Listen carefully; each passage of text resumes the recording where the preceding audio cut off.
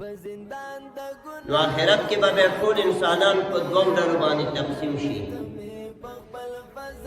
د تمامې نړۍ څومره انسانان چې د دنیا ته راغلي دي او یا را روان دي تر آخرته پورې، دا ټول به الله دوه ډلې کې په قیامت. الله پاک دا مضمون قرآن کریم کې بیان کړی، فمنهم شقی و سعید. یو به هغه ډلې چې بدبخت دي او بل به هغه ډلې چې نیکبخت او صالحین دي، نیکان. الله وی فاما الذین شقوا ففي النار. کم خلق چې بدبخت دي شقاوتیان دي نو هغه په اور کې پراته. واما الذین سعدوا ففي الجنه. او کم چې نیکان او نیکبخت دي هغه په جنت کې او باغونو کې وي. نو دغه دنیا دا داسې نه ده لکه دا موږ چې فرض کړی چې ټول عمر به پکې وګڼي. موږ داسې فکر کړی چې ټول عمر به همیشه دلته یو. عمر 80 کاله لرو او تصورات او خیالات زموږ د 1000 کالو دي. داسې کورونه جوړو لکه ټول عمر چې وسیو. هود علیہ السلام خپل قوم تم دا ټکی کړو. داغه قوم عادیانو. عادیان ډیر قوي وو، مضبوط وو. بعضې تفسیرونو لیکلي الله ورته دومره طاقت ورکړی و چې یو نیالګي ته به یې لاس ور واچو د جرړو سره به یې د بیخه سره به یې راویستو. مضبوط قوي خلک وو عادیان. او الله قرآن حکیم کې ویلیم دي التي لم يخلق مثلها في البلاد. دا هغه خلکو چې د دوی غوندې خلک په نورو ښارونو او نورو ملکونو کې نو پیدا شوي، دومره قوي خلک. دوی ځان له لوړې لوړې بنګلې جوړې کړې وې. غرونو کې به یې تیږې تراشلې او هغې نه به یې چې دی لکه دا موږ چې اوس پخې ماڼۍ جوړو، دا هغه زمانه کې عادیانو به جوړولې او الله یې نه منلو.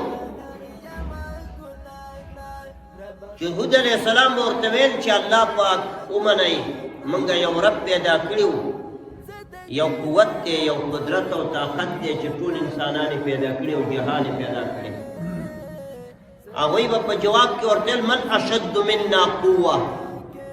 موږ نه بلا طاقت کې بل څوک وي. نو هغوی لوی لوی بنګلې جوړې کړې وې. هود علیہ السلام ورته وایي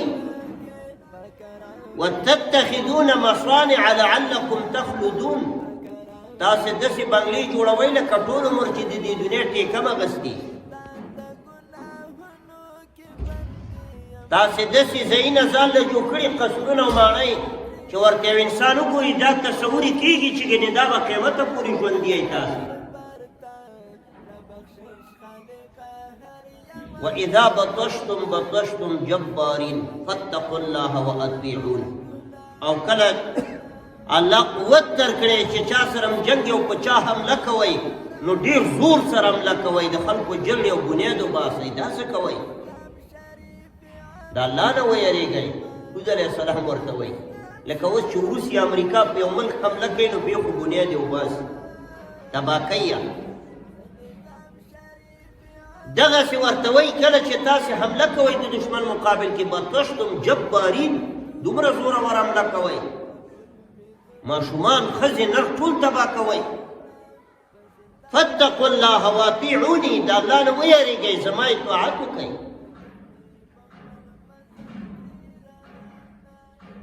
عادین دا خبره ونه منله. الله رب العزت په یو تیزه سیلۍ راوست. واما عاد فأهلكوا بريح صرصر عاتية. الله وی هر چې عادیان نو هغه هلاک شو په یو تند او تیزه سیلۍ باندې.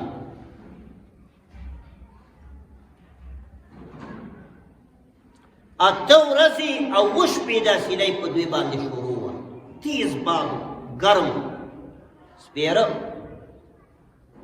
7 لیال و 8 ایام حسوما، سپېره و. الله وی اته ورځې او اووه شپې مسلسل نه ودرېده دا سیلۍ. الله وی فترى القوم فيها صرعى كأنهم أعجاز نخل خاوية. اے مخاطبه کتا دوی لیدلې وې داسې پکې پراته وو لکه د کجورو ډډونه دي چې راویستلي د کجورو تنو غوندې غټ غټ پراته وو. نو موږ هم دنیا باندې زړه بیلو دی لکه آخرت ته چې د سره روان نه یو.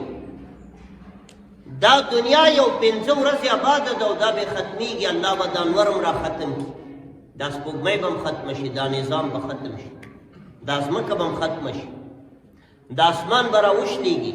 دا مضمون خو قرآن پاک کې آخري سپارو کې ځای په ځای اذا السماء انشقت، په هغه وخت کې چې اسمان راوشکېږي. اذا السماء انفطرت، الله وایي کله چې اسمان ټوکړه ټوکړه شي. فاذا انشقت السماء فكانت وردة كالدهان، سورة رحمان کې وایي کله چې اسمان وشکېږي او تک سور شي، سور او لاندې به راوڅڅېږي لکه د شړشمو تیل چې لاندې راڅاڅي، یعنې داسې به شي لکه اوسپنه چې اور له ونیسي او څاڅکي را رواني، د اسمان به ختم شي، د اسمان به وشکېږي، دا ځمکه به ختمه شي. حافظ ابن قیم رحمه الله په بدایع الفواید کتاب کې لیکلي چې یو مجلس د علماو هلته پوښتنه وشوله، چا پوښتنه وکړه چې د اسمان ولې الله راشکوي، د ځمکه ولې ختموي، د انور ولې راغورځوي، د ستوري ولې ختموي، چې قیامت راځي خو صرف انسانان به مړه شي، دا نظام ولې ختموي. دې کې کومه عقلي فلسفه ده چې الله دا ټول نظام درهم برهم کوي؟